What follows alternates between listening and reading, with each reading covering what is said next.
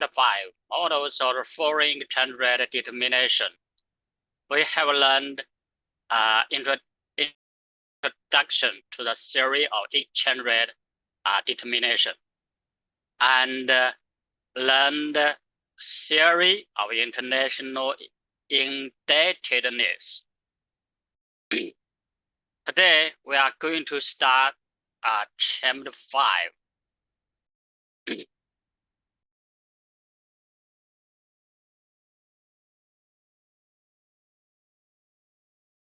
Let's learn section 2, theory of purchasing power parity.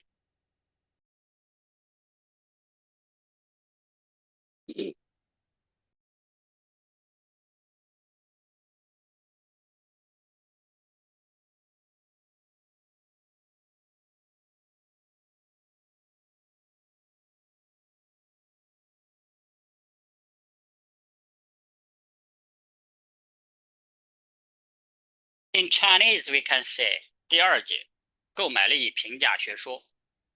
Let's go on. Introduction to a theory of purchasing power parity. 1.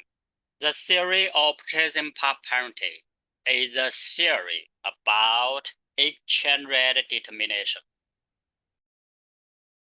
It was first put forward by British economist Stanton in 1802, and then became an integral part of Ricardo classical economic theory.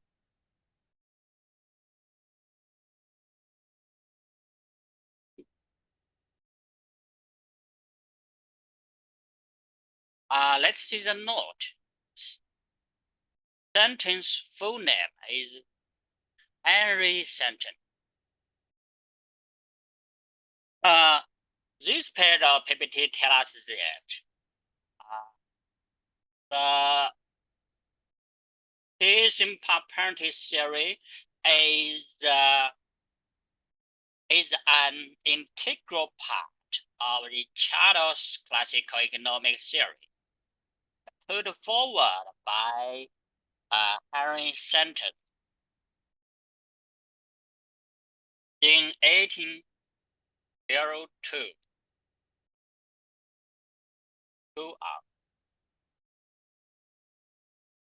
Finally, it was developed and enriched by economist G. Pessoa, 1866 to 1945, and his book, Currency and Foreign Exchange Rate, 1914, published in 1922, systematically expounded the purchasing power parity theory.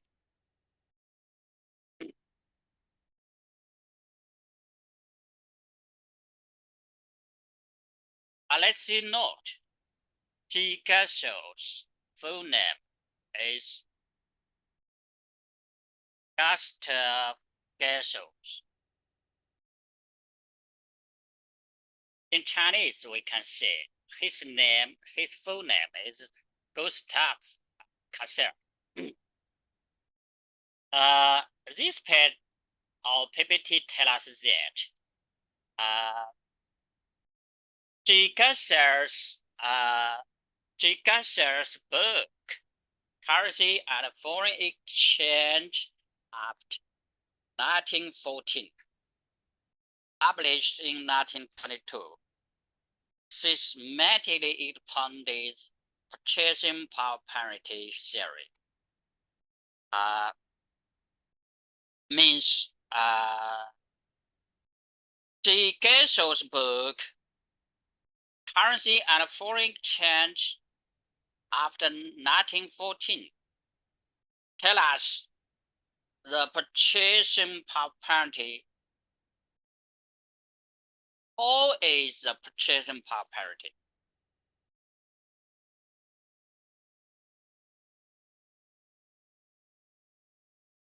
The background of this theory. In 1914, the First World War broke out. The gold standard broken down, and various countries got rid of the features of currency insurance, resulting in some price and drastic fluctuations in exchange rate. At this time, the exchange rate theory under the gold standard system has been inconsistent with the reality. And the exchange rate theory under the paper currency standard system is urgently needed to solve the practical problems. This PPT tells us that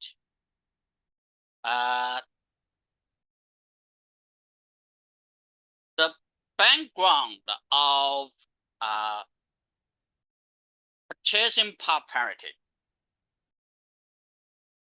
because in 1914, the First World War broke out, and the gold standard broke down.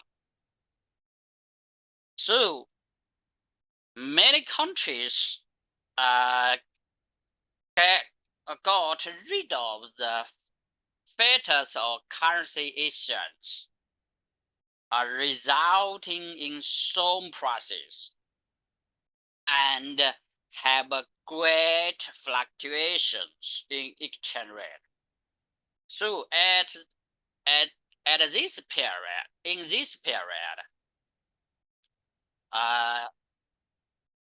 the exchange rate theory under the paper currency standard system needed to solve the practical problems. So this theory came true to the reality. In order to solve the issues came out from a reality world. Let's go on. 3. The main point of this theory.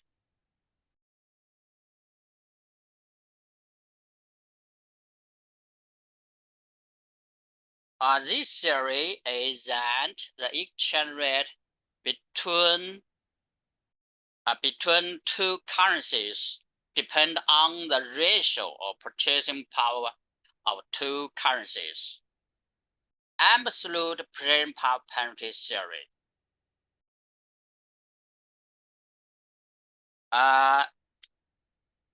This paragraph tells us that absolute purchasing power parity theory is that the exchange rate between two countries depends on the ratio of purchasing power of two currencies.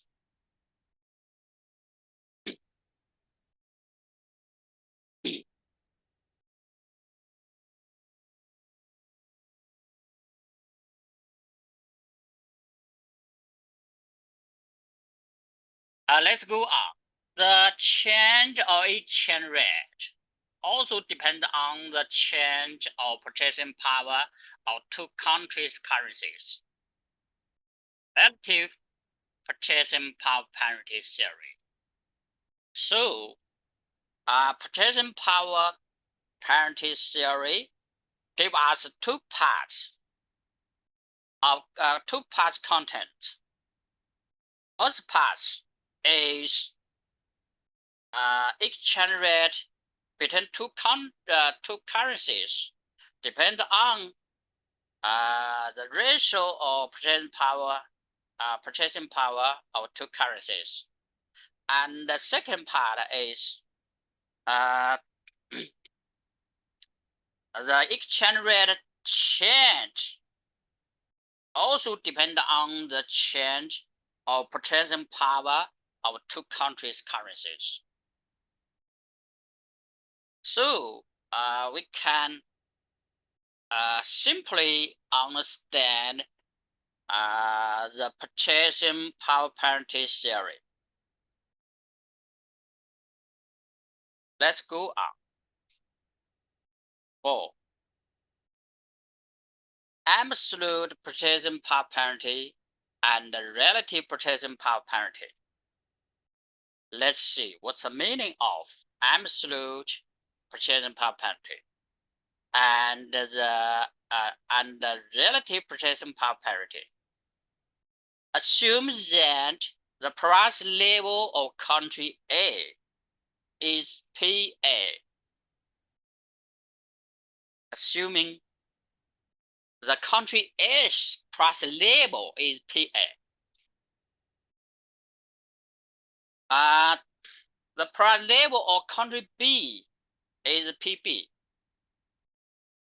And E is the exchange rate of country A's currency.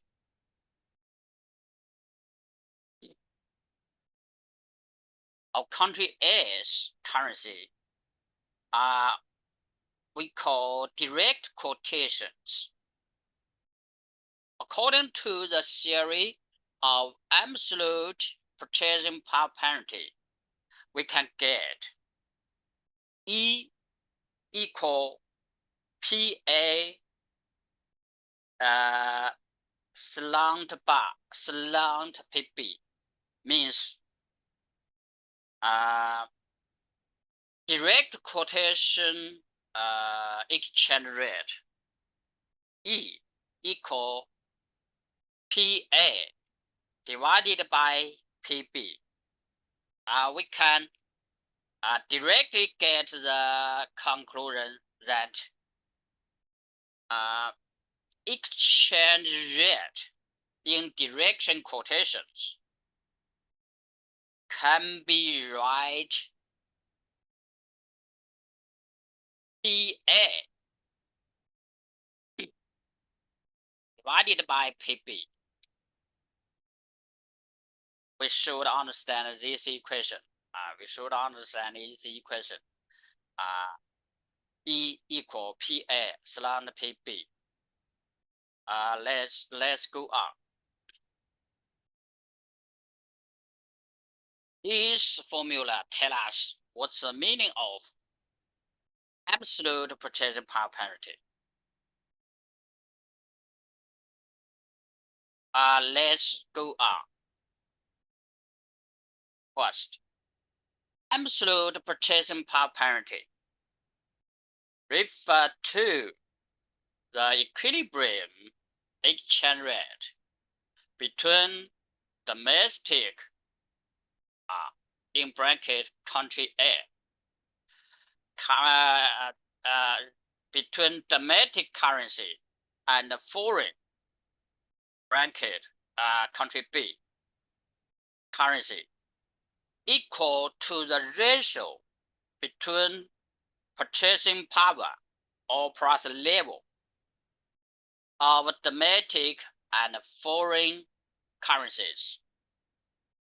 This paragraph tells us that absolute purchasing power parity can be related to the two countries' price level. And in another word, price level can be regarded as purchasing power.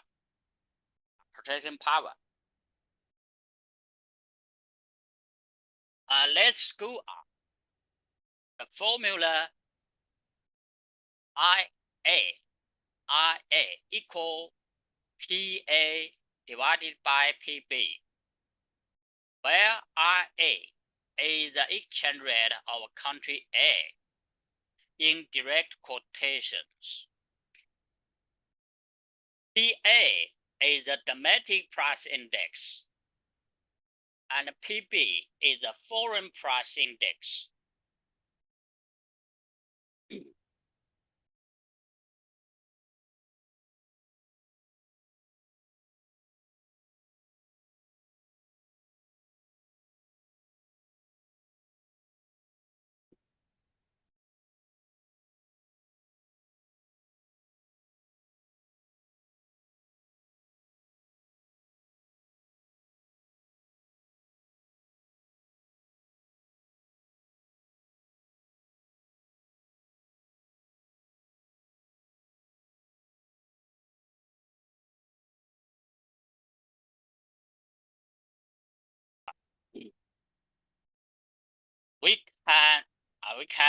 We should understand this equation.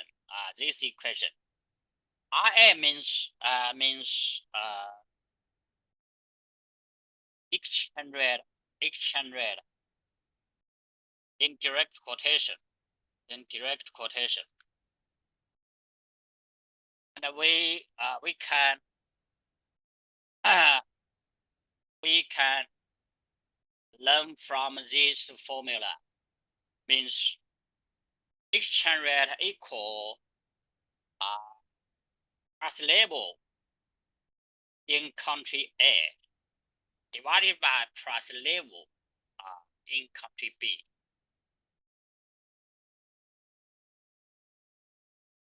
Let's see relative purchasing power parity. It means that the exchange of the purchasing power or price level of two countries' currencies will lead to the change of exchange rate. Relative purchasing power parity should be related to the price level change. And the price level change will lead to the change of exchange rate. Let's go up, see the details.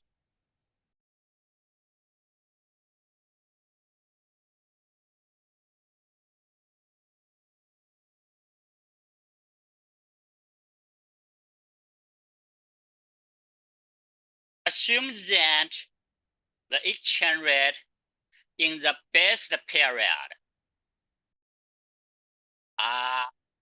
we can write T0 period is E0. The price level in country A is PA0. And the price level in country B is PBO. At T1, the country exchange rate, the currency exchange rate of country A was E1. The price level of country A was PA1. And the price level of country B was PB1. So we can refer to PA1 equal PA0 bracket 1 plus X, where X is inflation rate or price change rate of the country A. And PB equal PB0 bracket 1 plus Y. And Y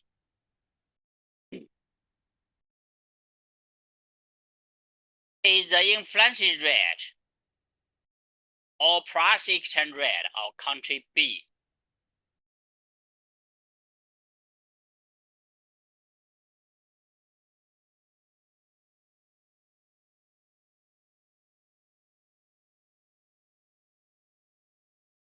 we should understand the relationship between PA1, PA0, PB1, and PB0.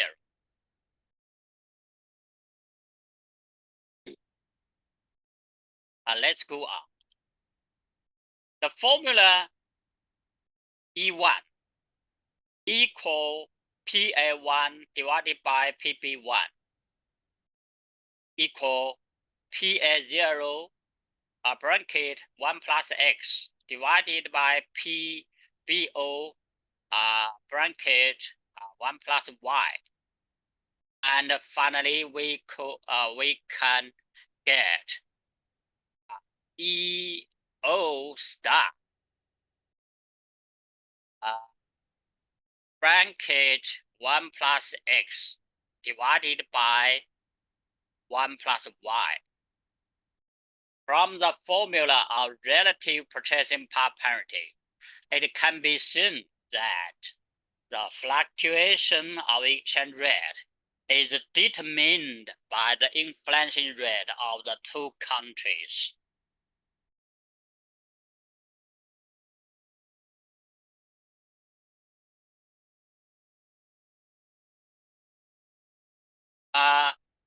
At this formula, we can find the changed exchange rate E1 equal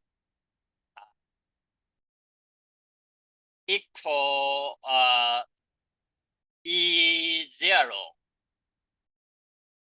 and 1 plus X divided by 1 plus Y. We should understand E0 is the exchange rate before, and time 1 plus X divided 1 plus Y means that the relative exchange rate plus level between of the two countries.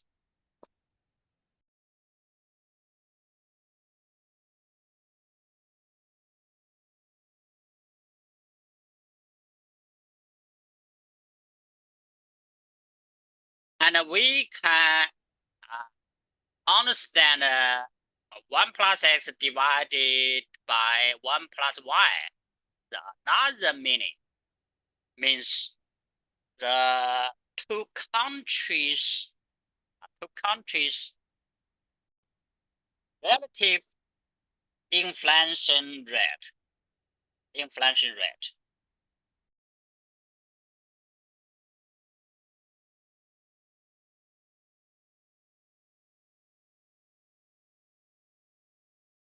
Let's go on. Let's see assumption of purchasing power parity theory.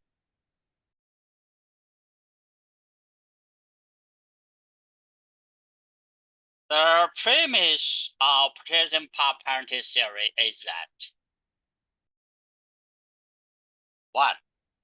International trade must be completely free.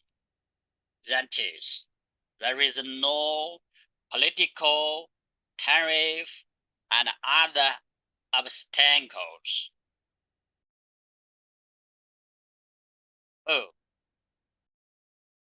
Price is the only factor that affects the exchange rate. 3. The only factor that affects the purchasing power of currency is the amount of money.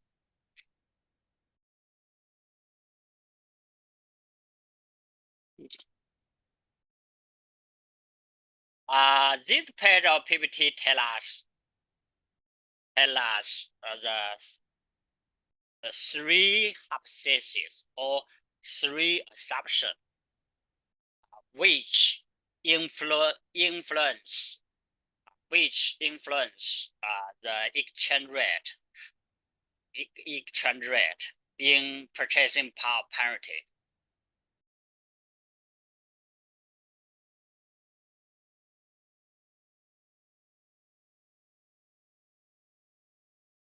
Let's see 3. The main defects of purchasing power parity theory.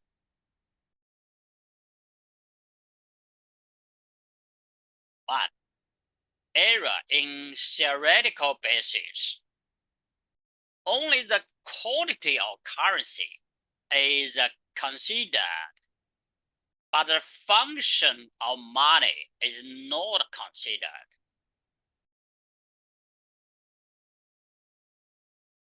These items tell us that the purchasing power parity has its defects. Means this theory has shortcomings. The first shortcoming is this theory only consider the quantity of currency, but do not consider the function of money. Let's go on to see the 2 items. The change or exchange rate is completely attributed to the change of purchasing power, ignoring other influencing factors such as national income, international capital flow, production cost, terms of trade, trade cost and trade barriers, political factors, economic situation, and so on. The two paragraphs tell us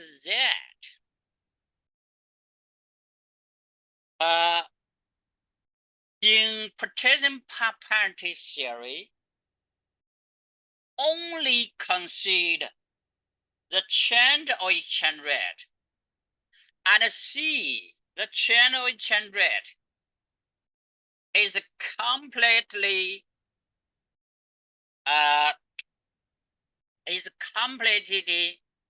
attributed to the change of purchasing power. Do not consider national income, international capital flow, production cost, trade terms,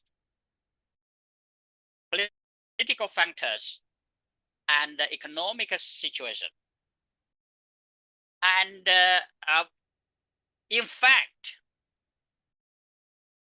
these factors also influence exchange rate. But in this theory, in purchasing power parity theory,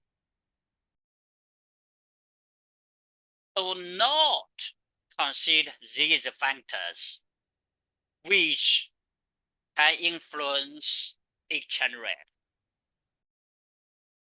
So we can say purchasing power parity has its shortcomings. So let's go on.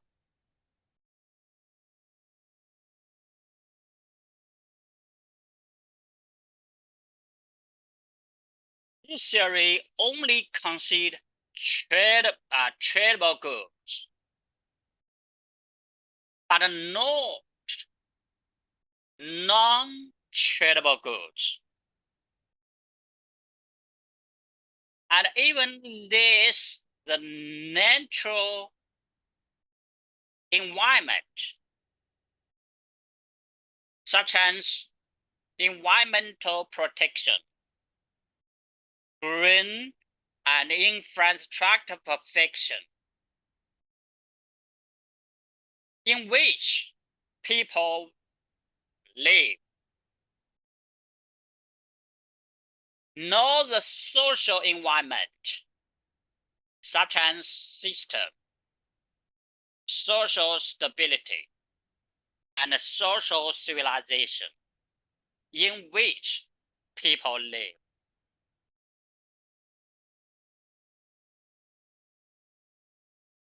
And this paragraph tells us that purchasing power parity has third shortcoming. Because this theory only consider tradable goods, do not consider non-tradable goods.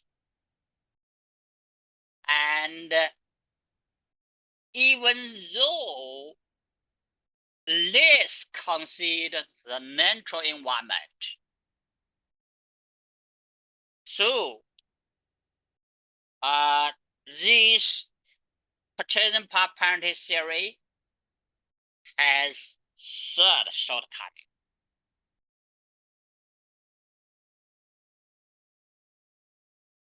Let's go on. Oh, there are some technical problems. The general price level bracket price index is difficult to calculate. The difficulty lies in which price index to choose, namely Consumer Price Index, CPI, GDP deflator, or other indexes. It is also a problem to choose a simple commodity. For example, it is difficult to determine whether the price of traded commodities is an index or the price of automatic commodities is in the index. This paragraph tells us that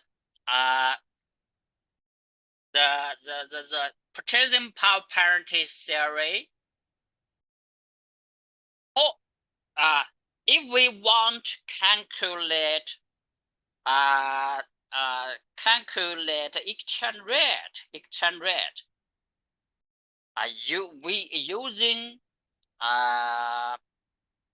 purchasing power parity theory, but in technical method, we'll get more problems. And if we want to calculate the exchange rate, or can we use consumer price index, GDP deflator? Because if we want to calculate price index, we must choose some commodities as sample.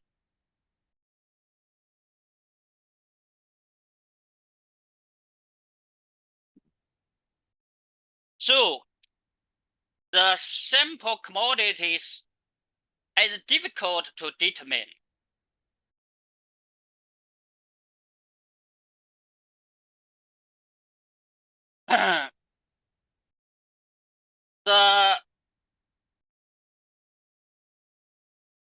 The price index we choose is the price of traded commodities and the index. All the price of all domestic commodities and the index. These are difficult determined by the calculators. So, purchasing power parity theory has difficult to calculate the exchange rate. We can regard these shortcomings as four issues, four problems.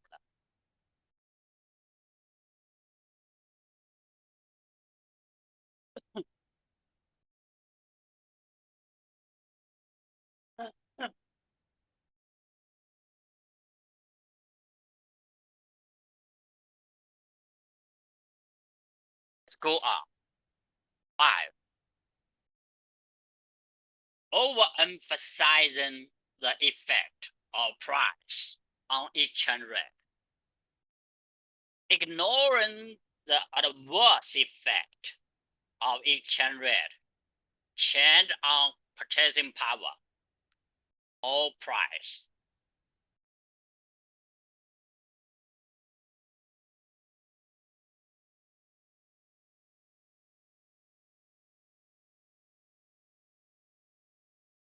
These items tell us another shortcoming of purchasing power parity, because purchasing power parity theory overemphasize the effect of price on exchange rate, and this theory ignore the adverse effect of exchange rate change on purchasing power.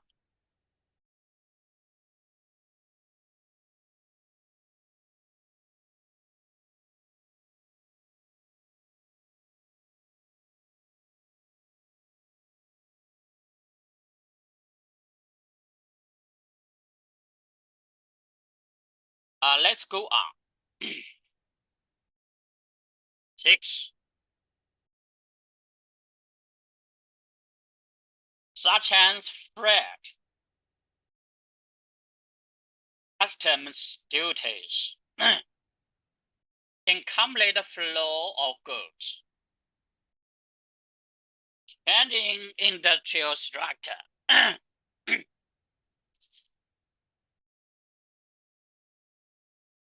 technological progress, etc., will cause changes in domestic prices, thus making the law of one price of absolute purchasing power parity inconsistent with the reality and meaningless.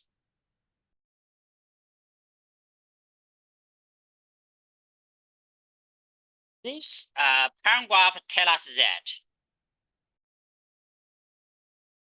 when we calculate other price index, which will influence the exchange rate,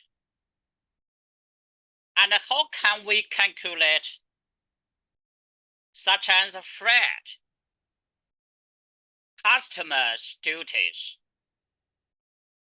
incomplete flow of goods,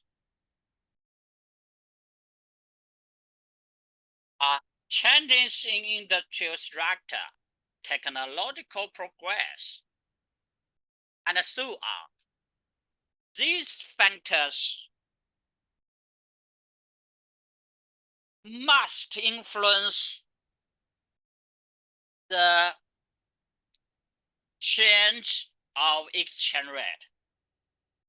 So when we calculate the exchange rate, how can we use these factors to calculate this? If we do not use these factors well, we can get different conclusions.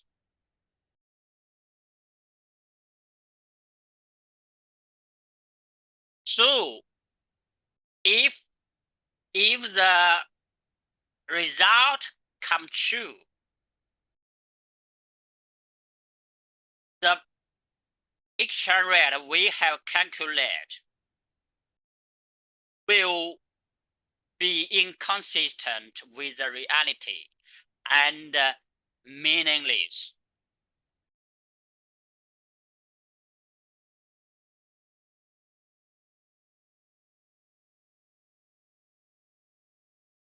Let's go on. 7.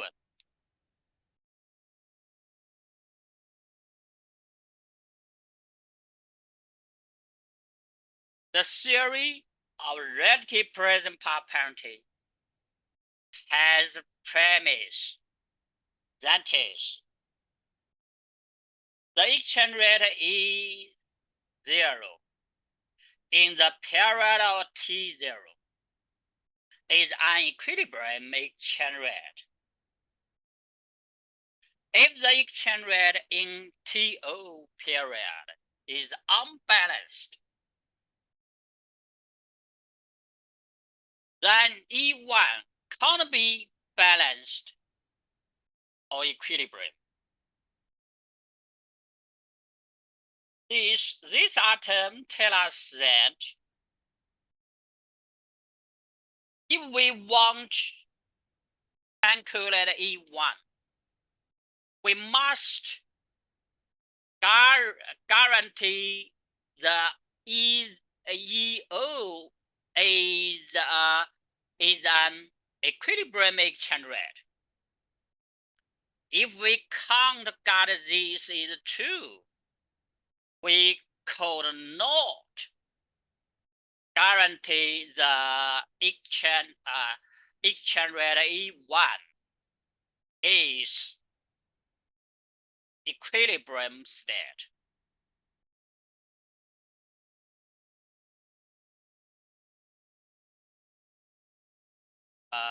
Now let's have a short break.